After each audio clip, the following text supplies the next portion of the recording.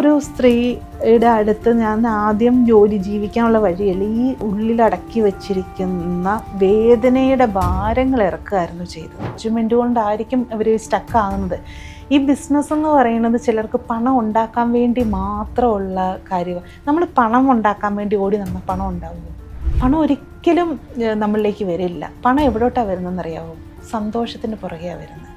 നമ്മളൊരു കാര്യം ആത്മാർത്ഥതയോടെ സന്തോഷത്തോടെ ചെയ്യുമ്പം അതിന്റെ ചില ആളുകളുണ്ട്, ഭയങ്കരമായ ആശയങ്ങൾ ഉണ്ടാകും, അത് നടപ്പിലാക്കാനുള്ള ടാലന്റ് ഉണ്ടാകും, പക്ഷേ അവരുടെ പ്രോജക്റ്റ് ഒരിക്കലും നടക്കില്ല. നമുക്കത് നമ്മൾ ആസ്വദിച്ച് ചെയ്യുക എന്ന് പറയും. അതിൻ്റെ ചെറിയ അവരിൽ നിന്ന് വരുന്ന ചെറിയ കാര്യങ്ങൾ പോലും വലിയ വലിയ ബഹുമതികളും. ഈ കുഞ്ഞുങ്ങൾക്കായിട്ട് എന്തെങ്കിലും ചെയ്ത് ജീവിച്ചേ പറ്റുള്ളൂ. പക്ഷേ ഈ വിഷമത്തിൽ നിന്ന് പുറത്ത് കിടക്കാൻ സാധിക്കുന്നില്ല. എന്ത് ചെയ്യണമെന്നറിയില്ല. ഒരുപാട് കുറ്റപ്പെടുത്തലുകൾ. വലിയ സാമ്പത്തികമായിട്ട് ഒത്തിരി ഒന്നും ഉള്ളവരല്ല. ഒരു ജോലിക്കുള്ള പഠിത്തമില്ല. ഒരുപാട് ഇഷ്ടമുള്ള ഒരു ജീവിത പങ്കാളിയെ ഓൾ ഓഫ് സഡൻ നഷ്ടപ്പെട്ടു. ഇനി എന്നാ ചെയ്യുമെന്ന് അറിയില്ല, മരിക്കാനും പറ്റുന്നില്ല. അങ്ങനത്തെ ഒരു അവസ്ഥയിലാണ് എൻ്റെ അടുത്ത്. അവസ്ഥയെന്ന് പറഞ്ഞാൽ, ഞാൻ പണ്ട് ഈ ഒരു ലൈഫ് കോച്ചിൻ്റെ ഇൻ്റർവ്യൂ എടുത്തിട്ടുണ്ട്. അപ്പം ആ പുള്ളി എനിക്ക് ഒരു എക്സ്പീരിയൻസ് കാണിച്ചു തന്നു. അതായത് ഒരു ഓട്ടിസം ഉള്ള ഒരു കുട്ടി ഡെവലപ്പ് ചെയ്തെടുത്ത ഒരു എക്സ്പീരിയൻസ് എനിക്ക് കാണിച്ചത്.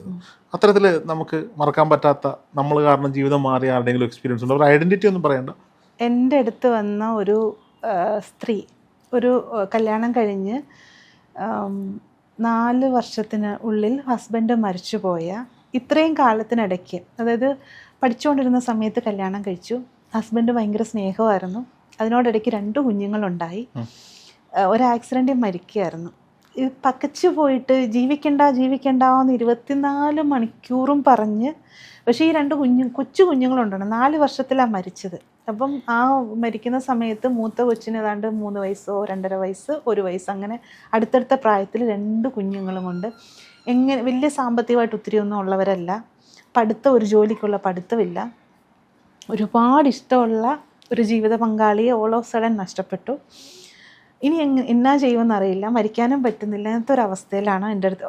അവസ്ഥയെന്ന് പറഞ്ഞാൽ, ഈ മരണം നടന്നൊരു 3 വർഷം 4 വർഷം കഴിയുമ്പോഴാണ് എത്തുന്നത്.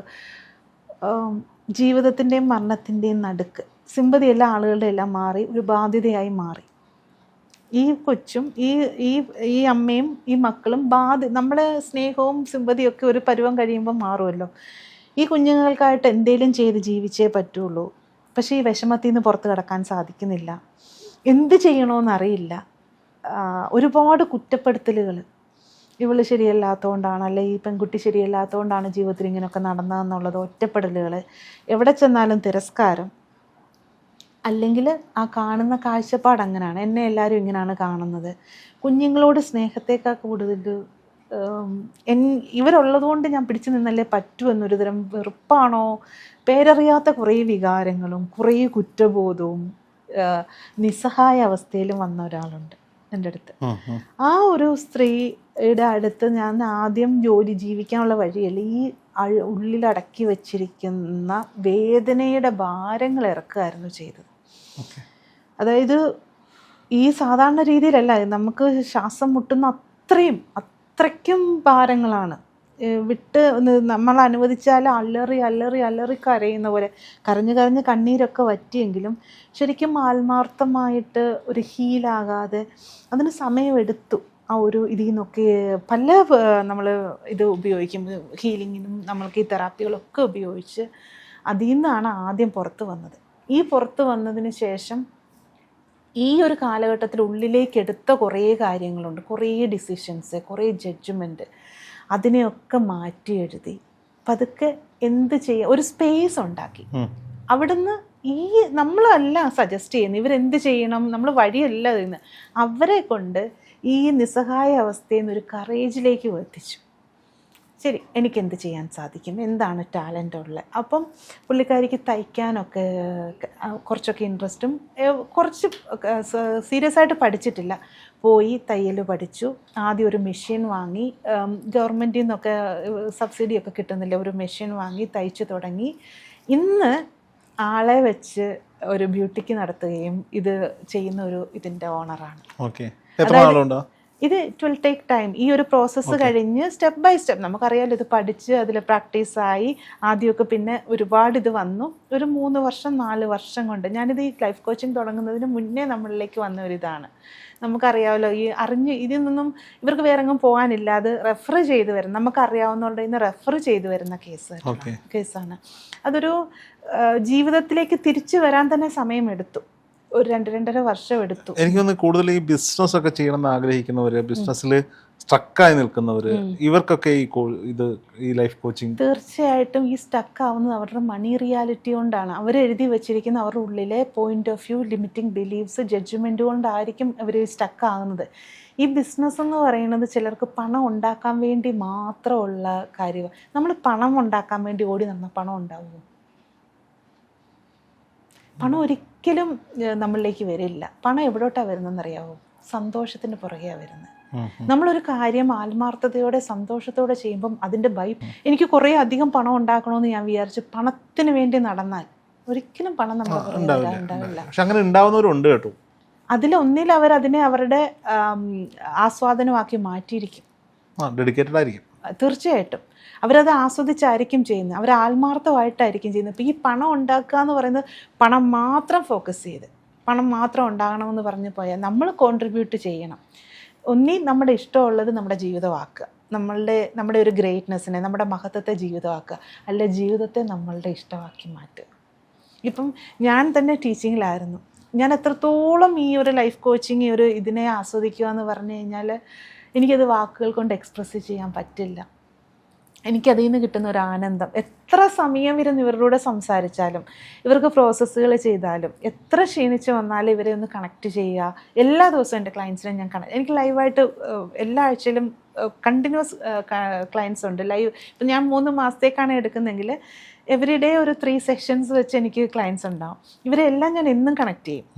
ഇവരെന്നെ കണക്ട് ചെയ്തില്ലെങ്കിൽ ഞാൻ കണക്ട് ചെയ്യും. അതൊക്കെ എനിക്ക് ഭയങ്കര എന്നാ പറയുന്നത് വാക്കുകൾക്കപ്പുറമാണ്. ഞാൻ പക്ഷേ എൻ്റെ വേണ്ടപ്പെട്ടവരൊന്നും അങ്ങനെ വിളിക്കുകയോ പറയുകയൊന്നുമില്ല. പക്ഷെ നമ്മളിങ്ങനെ കണക്ട് ആവുന്നവരോട് നമ്മൾ ആസ്വദിച്ച് ചെയ്യുക എന്ന് പറയും. അതിൻ്റെ അവരിൽ നിന്ന് വരുന്ന ചെറിയ കാര്യങ്ങൾ പോലും വലിയ വലിയ ബഹുമതികളും വലിയ വലിയ സമ്മാനങ്ങളുമായിട്ട് നമ്മൾ എക്സ്പീരിയൻസ് ചെയ്യും. ഈ ചില ആളുകളുണ്ട്, ഭയങ്കരമായ ആശയങ്ങൾ ഉണ്ടാകും, അത് നടപ്പിലാക്കാനുള്ള ടാലന്റ് ഉണ്ടാകും, പക്ഷേ അവരുടെ പ്രോജക്റ്റ് ഒരിക്കലും നടക്കില്ല. അവരത് ഭയങ്കരമായിട്ട് അലട്ടും. ഇപ്പോൾ എനിക്ക് അങ്ങനെ ഒരു പ്രശ്നം ഉണ്ടായത്, ഞാൻ എൻ്റെ ഈ 36 വയസ്സിനിടയിൽ ഒരു 200 ബിസിനസ്സെങ്കിലും പ്ലാൻ ചെയ്തിട്ടുള്ള ഒരാളായിരിക്കും. ബിസിനസ് അല്ലെങ്കിൽ ഈ ഒരു ബിസിനസ് തുടങ്ങാൻ ഇങ്ങനെ ആശയം. ഇപ്പോൾ ബാക്ക് മീഡിയ 2 വർഷം കഴിയുന്നു. അപ്പോൾ ഈ 2 വർഷത്തിനിടയിൽ ആ ബാക്ക് മീഡിയയുടേതായ ബൈ പ്രോഡക്ട്സ് ആയിട്ടുള്ള ഒരു 100 പദ്ധതികൾ എൻ്റെ മനസ്സിലുണ്ട്.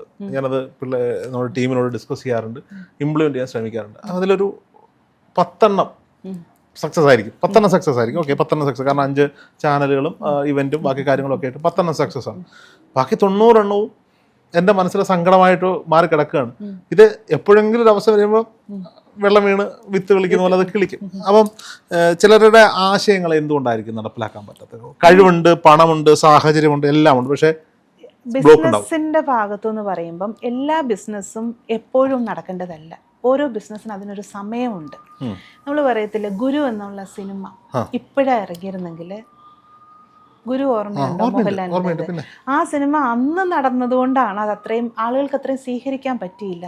പല ബിസിനസ്സുകളും നമ്മളത് ഇൻട്രൊഡ്യൂസ് ചെയ്യുന്ന സമയത്തിന് ഇമ്പോർട്ടൻ്റ് ആണ്. ശരിക്കും അത് വരേണ്ട സമയത്ത് നമ്മളത് സ്റ്റാർട്ട് ചെയ്യുകയാണ്, അത് ഇംപ്ലിമെൻറ്റ് ചെയ്യുകയാണെങ്കിൽ അത് സക്സസ് ആയിരിക്കും. ഈ ബിസിനസ്സിൽ തന്നെ ആക്സസിൻ്റെ ഇതിൽ നിന്ന് സംസാരിക്കുകയാണെങ്കിൽ, ബിസിനസ് എന്ന് പറയുന്ന ഒരു എനർജിയാണ്. നമുക്ക് ഈ ബിസിനസ്സിനോട് തന്നെ ചോദിക്കാം, ഒരുപാട് കാര്യങ്ങൾ ചോദിച്ച് ചെയ്യാനുണ്ട്. ചിലപ്പം ഈ ആശയം ഇംപ്ലിമെൻ്റ് ആകാൻ ഞാൻ ആരെ കാണണം എന്നൊരു ചോദ്യം, അതിനെ ഇംപ്ലിമെൻറ്റ് ചെയ്യാനുള്ള നമുക്ക് വേണ്ട ഒരു റിസോഴ്സ് പേഴ്സണെ നമ്മളിലേക്ക് കൊണ്ടുവരും. യെസ്, എല്ലാ ബിസിനസ്സിനുണ്ട്. ഞാൻ പറഞ്ഞത് ഇപ്പോൾ രോഹിത് എന്ന് പറയുന്ന ആൾ ജേർണലിസം പഠിച്ചു, 10 വർഷക്കാലം വിവിധ മേഖലകളിലൂടെയൊക്കെ പോയിട്ട് അവസാനം കറങ്ങിത്തിരിഞ്ഞ് കൊച്ചി നഗരത്തിൽ വീണ്ടും എത്തിപ്പെടുന്നു. നാട്ടിൽ പല സാഹചര്യങ്ങളിൽ നിന്നിട്ട് എത്തിപ്പെടുന്നു. അവിടുന്ന് വേറെ ജോലി ചെയ്തിട്ട് പിന്നീട് ഈ ഒരു മേഖലയിലേക്ക് വരുന്നു. 1-2 സ്ഥാപനങ്ങൾ കഴിഞ്ഞ് സ്വന്തമായൊരു സ്ഥാപനം വേണം എന്ന് എൻ്റെ മനസ്സിൽ തോന്നുമ്പോൾ, എൻ്റെ മനസ്സിൽ എന്താ, ഒരു വാർത്താ ചാനൽ, ഇപ്പോൾ അതിൻ്റെ സമയമാണ്. കണ്ടന്റ് ഉണ്ടാക്കാൻ പാടുന്നില്ല, ഒരു പച്ചത്തുണിയും ഒരു ലൈറ്റും ഒരു ക്യാമറയും ഉണ്ടെങ്കിൽ നമുക്ക് ചെയ്യാൻ പറ്റുന്നൊരു സംവിധാനമാണ് എന്നിരിക്കുമ്പോഴാണ് അവിചാരിതമായി ഒരു മനുഷ്യൻ എൻ്റെ മുന്നിലേക്ക് വരുന്നു, പുള്ളിയോട് ഞാൻ ഒരു കാര്യമില്ലാതെ പറയണം എൻ്റെ മനസ്സിൽ ഇങ്ങനെ ആകുന്നുണ്ട്, ചാനൽ തുടങ്ങാൻ പോവാണെന്ന് പറയുന്നത്. അപ്പം ഞാൻ തുടങ്ങി, എന്താ പ്രശ്നം? ഞാൻ പ്രശ്നമൊന്നുമില്ല, ഓഫീസൊക്കെ എടുക്കണ്ടേ എന്ന് പറഞ്ഞാൽ അതേ പറയാം, ശരി ആലുവയിൽ ഒരു സ്ഥലം കിടപ്പോട്ട് പോയി നോക്കൂ എന്ന് പറഞ്ഞു. ഞാനിവിടെ വന്ന് നോക്കിയിട്ട് ഞാൻ പറയാം, ഇത് വലിയ സെറ്റപ്പാണല്ലോ, ഇതിനുള്ള പൈസയൊന്നും സാമ്പത്തികം എൻ്റെ ഇല്ല. അത് കുഴപ്പമില്ലല്ലോ, ഇത് അഡ്വാൻസ് കൊടുക്കണ്ട, ഇപ്പോൾ വാടക കൊടുത്താൽ മതി, എങ്കിൽ നോക്കാം. ഇത് ആരുടേതാണ്? അതെൻ്റെയാണ്, എൻ്റെ സ്വന്തമല്ല, ഞാൻ റെൻ്റ് എടുത്തിട്ടേക്കുന്നതാണ്, രോഹിത് അതിനെ നടത്തിക്കും. അപ്പം ആ മനുഷ്യൻ പ്യൂർലി സ്പിരിച്വൽ ആയിട്ടുള്ള ഒരു മനുഷ്യനാണ്. അപ്പോൾ അപ്പോഴും നമ്മളിവിടെ തുടങ്ങാൻ വരുന്നത് എന്താ? ഒരു എൻ്റർടൈൻമെൻറ്റ് അല്ലെങ്കിൽ ന്യൂസ് ചാനൽ. പക്ഷേ എൻ്റർടൈൻമെൻറ്റ് ചാനൽ തുടങ്ങി അത് പതുക്കെ ഞാൻ പോലും അറിയാതെ അല്ലെങ്കിൽ എൻ്റെ ടീം പോലും അറിയാതെ സ്പിരിച്വലായി മാറി. തീർച്ചയായിട്ടും സ്പിരിച്വലായി മാറുമ്പോൾ ഞാൻ ആരോ മുകളിലിരുന്ന് നിയോഗിച്ചിട്ടുണ്ട്, ഇയാളും അദ്ദേഹവും കണ്ടുമുട്ടണം, ഇവന്റെ മനസ്സിൽ ഇങ്ങനെ ഒരു ആഗ്രഹം തോന്നണം, അത് ഇയാളോട് പറയണം, അയാൾ അദ്ദേഹത്തെ ഗൈഡ് ചെയ്യണം, നമ്മൾ തുടങ്ങണം, പിന്നീട് ഇത് അവിടേക്ക് എത്തിപ്പെടണം. അദ്ദേഹത്തിന്റെ പേര് തസ്മൈ ഗുരുജി എന്നാണ്, ഞാൻ എപ്പോഴും പറയുന്ന ഒരു കാര്യമാണ്. അപ്പോൾ മറ്റ് ഇതല്ല, ആ സമയത്ത് തുടങ്ങണമെന്ന് ആഗ്രഹിക്കുമ്പോൾ നമുക്ക് കിട്ടുന്ന ഒരു ഊർജ്ജമാണ്. തുടങ്ങ് രോഹിത്, രോഹിത്തിനെ കൊണ്ട് പറ്റും, ഇതിന്റെ സമയമേ കഴിഞ്ഞു, ഇപ്പോഴേ തുടങ്ങ് എന്ന് പറയുന്നത്. ഒരു ചില സമയത്ത് നമുക്ക് ഇൻവെസ്റ്റ് ചെയ്യാൻ പോലും ഉണ്ടാവില്ല, ആരും അറിയാത്ത ആളുകൾ ഇങ്ങോട്ട് വന്ന് ഇൻവെസ്റ്റ് ചെയ്ത് ചെയ്യുന്ന അനുഭവങ്ങൾ ഉണ്ടാകാറുണ്ട്. തിരിച്ച് അത് അബദ്ധമാകുന്ന സാഹചര്യങ്ങൾ നമ്മൾ കണ്ടിട്ടുണ്ട്. അപ്പോൾ ഇവിടെ എന്താ സംഭവിച്ചത്? നമ്മൾ ഓക്കെ, ആ ബാക്ക് മീഡിയ സ്പിരിച്വലായിട്ട് നമ്മൾ സ്പിരിച്വലായി മാറി.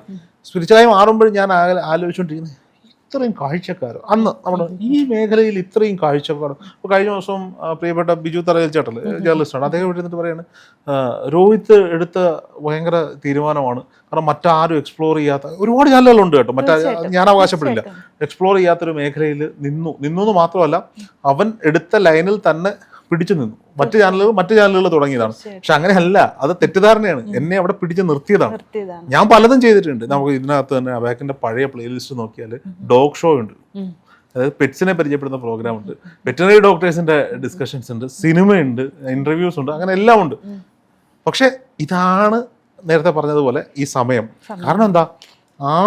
ജനങ്ങൾ ഈ കോവിഡിന് ശേഷം അതിഭീകരമായ മാനസികമായ വ്യഥകൾ നേരിട്ടുകൊണ്ടിരിക്കുന്ന ഒരു സമയമാണ്. അവരൊരു ആശ്വാസത്തിൻ്റെ പോയിന്റ് എവിടെ കിട്ടുന്നു എന്ന് തോന്നിച്ച് നടക്കുകയാണ്. അപ്പോൾ ഞാൻ പല ആളുകളും, ചില ഗസ്റ്റുകളെയൊക്കെ നമ്മൾ പരിചയപ്പെടുത്തുമ്പോൾ എന്നോട് പലരും വിളിച്ചു, രോഹിത് എന്തിനായിരുന്നു ആ ഗസ്റ്റ്? അപ്പോൾ ഞാൻ പറയാം, ബ്ലാക്ക് മാജിക് ചെയ്യുന്നതാണ്. എനിക്കതിനകത്ത് ന്യായമുണ്ട്. 10 പേരിൽ 8 പേർക്കെങ്കിലും അല്ലെങ്കിൽ 5 പേർക്കെങ്കിലും അദ്ദേഹത്തെ കൊണ്ട് അദ്ദേഹത്തിൻ്റെ ജീവിതത്തിൽ പ്രശ്നങ്ങൾ മാറുന്നുണ്ടെങ്കിൽ ഓക്കെ, ഞാനൊരു വഴികാട്ടി മാത്രമാണ്. ഞാൻ എല്ലാ വീഡിയോയിലും പറയുന്നുണ്ട്, ഇതിൽ പറയുന്ന അഭിപ്രായങ്ങളും എക്സ്പീരിയൻസുകളും വരുന്ന ഗസ്റ്റിൻ്റേത് മാത്രമാണ്, ഞങ്ങളുടേതല്ല. ചില സംശയങ്ങൾ മാത്രമാണ്, സാധാരണക്കാർ ചോദിക്കാൻ ആഗ്രഹിക്കുന്ന ചോദ്യങ്ങൾ മാത്രമാണ് ഞങ്ങൾ ചോദിക്കുന്നത്. സെലക്ട് ചെയ്യണോ വേണ്ടേ എന്നുള്ളത് ചോയ്സ് ആണ്. തെരഞ്ഞെടുക്കുക എന്ന് പറയുന്നത് ഓരോ വ്യക്തിയുടെയും തീരുമാനം. ഇപ്പോൾ കഴിഞ്ഞ ദിവസം എന്നെ ഒരാൾ വിളിച്ചിട്ട് പറഞ്ഞു, രോഹിതിൻ്റെ ഒരു വീഡിയോ കണ്ടിട്ട് ഒരിടത്ത് പോയി, പക്ഷെ പിന്നീട് അത് വേണ്ടിയിരുന്നില്ല എന്ന് തോന്നി എന്ന് പറഞ്ഞു. ഞാൻ ചോദിച്ചു, അതിലെവിടെയെങ്കിലും അമാനുഷികമായ ഒരു ശക്തി നിങ്ങളുടെ കാര്യങ്ങൾ സാധിച്ചു തരും, നിങ്ങൾ അവിടെ പോകണമെന്ന് ഞാൻ പറഞ്ഞിരുന്നു. ഞാൻ കളിയാക്കാൻ വേണ്ടി ചോദിച്ചതല്ല, ഞാൻ കാര്യമായി ചോദിച്ചതാണ്. എനിക്ക് ഫീൽ ചെയ്ത കുറേ കാര്യങ്ങൾ പറയുമ്പോൾ അത് സത്യമാണ്, എനിക്ക് ഫീൽ ചെയ്തതാണ്, എൻ്റെ എക്സ്പീരിയൻസ് ആണ് ഞാൻ പറയുന്നത്. പക്ഷെ അതിനെ പിന്നീട് കച്ചവടവൽക്കരിക്കുന്നതിനോട് എനിക്ക് എതിർപ്പുണ്ട്. ഒരു കോഴ്സ്, ആ കോഴ്സ് ചെയ്യുന്നതിനൊരു ഫീസ്, അത് ഓക്കെയാണ്, കാരണം അവരുടെ എഫേർട്ടാണ്. അല്ലെങ്കിൽ ഒരു ഗുരു, ആ ഗുരുവിന് ഒരു ദക്ഷിണ, അത് ഓക്കെയാണ്, കാരണം ഇയാളുടെ കർമ്മഫലം എന്തിനാ ഗുരു എടുത്ത് വെക്കുന്നത്. അപ്പോൾ പക്ഷെ മറ്റ് ഈ സ്പിരിച്വൽ കച്ചവടങ്ങളോട് നമ്മൾ ഒരിക്കലും പ്രൊമോട്ട് ചെയ്യപ്പെട്ടിട്ടില്ല. അപ്പം മേഡം ഞാനത് പറഞ്ഞു വന്നത്, ഞാൻ കാട് കയറിപ്പോയതാണ്. മേഡം എന്നോട് പറഞ്ഞത് ചില കാര്യങ്ങൾ സമയം നമ്മൾ അതിന്റെ സമയമാകുമ്പോൾ അത് നല്ല രീതിയിൽ നമുക്ക് വർക്കൗട്ട് ആകാറുണ്ട്. രണ്ടാമതൊരു കാര്യം, ഈ ബിസിനസ്സിൽ തന്നെ, ഈ ബിസിനസ് എന്ന് പറയുന്ന ഒരു എനർജിയാണ്, അതിനൊരു ജീവനുണ്ട്. നമുക്കതിനെ വളർത്താനും കൊണ്ടു നടക്കാനും കുറേ ടൂൾസുകൾ ആക്സസിലുണ്ട് ബിസിനസ്സിന് വേണ്ടി തന്നെ. അത് ടൂൾസ് എന്ന് പറഞ്ഞാൽ നമ്മൾ വേറൊന്നും ചെയ്യില്ല, ചോദ്യത്തിലായിരിക്കുക എന്നുള്ളതാണ്. ഇന്നിപ്പോൾ ഒരു സ്റ്റക്ക് അവസ്ഥയിലാണെങ്കിൽ നമുക്ക് ചില ചോദ്യങ്ങൾ ചോദിക്കാം. നമ്മളൊക്കെ സാധാരണ എന്താ ഒരു ജീവിതത്തിൽ ചെയ്യുന്നത്? ഒരു പ്രതിസന്ധിയിൽ വന്നാൽ അവിടെ ഒരു ഫുൾ സ്റ്റോപ്പാണ്, അവിടെ നിർത്തും. നമ്മളവിടെ ഡിസൈഡ് ചെയ്യാൻ ഇത് ഇത്രയേ ഉള്ളൂ. അവിടെ ഒരു പുതിയ സാധ്യത തുറന്നാലോ?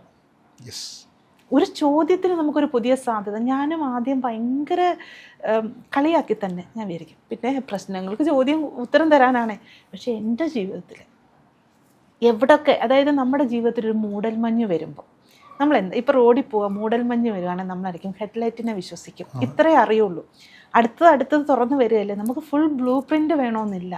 ഓരോ ഇടത്തിലും ചോദ്യത്തിലായിരുന്ന് നമ്മൾ കൺക്ലൂഡ് ചെയ്യാതെ പോയാൽ അതുവരെ കാണാത്ത സാധ്യതകൾ നമുക്ക് തുറന്നു തരും. യെസ്. ബലം പ്രയോഗിക്കാതിരുന്നാൽ മതി. ഇങ്ങനെ ഞാൻ സ്വീകരിക്കൂ.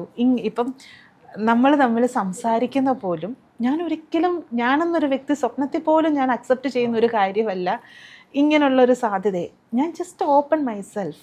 ഞാനവിടെ ഒരു സ്പേസ് കൊടുത്തു. അവിടെ എന്താണ് ഒരു സാധ്യത, എനിക്ക് കാര്യങ്ങളെല്ലാം ഒത്തു വന്നു, ഞാൻ ഇതുവഴി പോകുന്നുണ്ട്. വാവ്, ഞാൻ നന്നായി സംസാരിച്ചു. ഓക്കെ, എന്തായാലും ഈ ഒരു സംസാരം ഇനിയും തുടരാൻ സാധിക്കട്ടെ എന്ന് ഞാൻ ആഗ്രഹിക്കുകയാണ്. അപ്പോൾ ആഗ്രഹങ്ങളാണല്ലോ നടപ്പിലാക്കുക. എന്തായാലും ലൈഫ് കോച്ചിങ് അല്ലെങ്കിൽ ആക്സസ് ബാറിനെ കുറിച്ചുള്ള കൂടുതൽ വിവരങ്ങൾ ഡീറ്റെയിൽ ആയിട്ട് മാഡത്തിനോട് തന്നെ ചോദിക്കാം. ഞങ്ങൾ നമ്പർ ഡിസ്ക്രിപ്ഷനിലും വീഡിയോയിലും ആഡ് ചെയ്യാം. ഒരുപാട് പേരുടെ ജീവിതങ്ങൾ ലൈഫ് കോച്ചിങ് വഴി ട്വിസ്റ്റ് ആയിട്ടുണ്ട്. അത് ഹോളിസ്റ്റിക്കായി ചെയ്യുമ്പോൾ, അത് ആത്മാർത്ഥമായി ചെയ്യുമ്പോൾ, പ്രശ്നങ്ങൾ തുറന്നു പറയാൻ ഒരിടം, അത് പരിഹരിക്കാൻ ഒരിടം, ജീവിത വിജയത്തിനായി ഒരിടം. Thank you madam. നമുക്ക് ഇനിയും കാണാം. Thank you.